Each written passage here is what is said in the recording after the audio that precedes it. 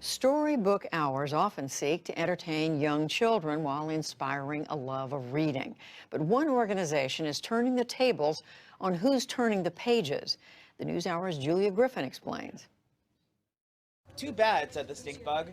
At the Adams Morgan Community Center in Washington, D.C. recently, parents and their tiny tots sat patiently, riveted by a storybook and its reader. He shuffled into Bear's room. "Wake up, Bear," mumbled Mole. "Spring is here." This is Drag Queen Story Hour. It's your classic children's reading program with a twist. The day's literary leader is a larger-than-life drag queen. Everybody wave to each other, make a friend next to you, okay? Author Michelle Tea first created Drag Queen Story Hour in San Francisco in 2015. Its goal? To inspire a love of reading while teaching deeper lessons on diversity, self-love, and appreciation of others. Everyone is different and everyone is not bad, said Scooter, who is a turtle. Different is special.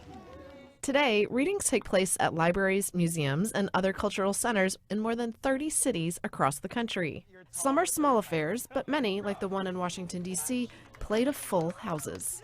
I just love drag queens in general. It's a great opportunity to combine having a little one and enjoying the performance of drag. I think it's important that we see different people.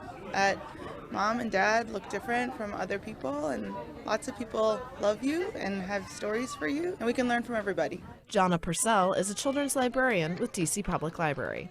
It's just really been obvious that there was a need for this in our community. The library partnered with the DC chapter of Drag Queen Story Hour to bring the family-friendly events to the nation's capital.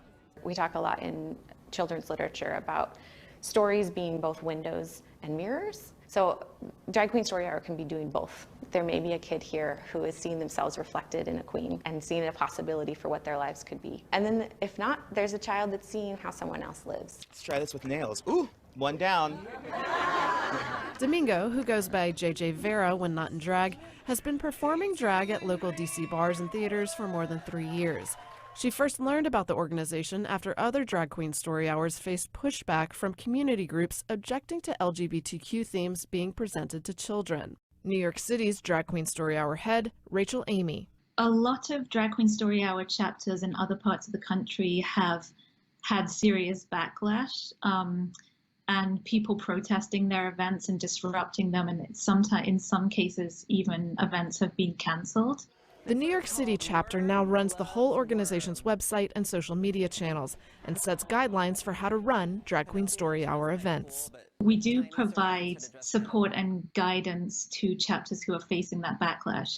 In the Big Apple, Drag Queen Story Hours have become so popular that the chapter now offers events in Spanish and for children with autism and other special needs. The chapter also hosts drag queen fashion design and makeup workshops for older kids. The point, Amy said, is to create safe spaces for anyone interested in participating. LGBTQ kids often don't see themselves reflected in the broader culture, so it can be life-changing and even life-saving to have that kind of affirming programming in their libraries and schools. And for Domingo, whether the kids understood what a drag queen is wasn't the point. Instead, she was glad everyone seemed to enjoy the show.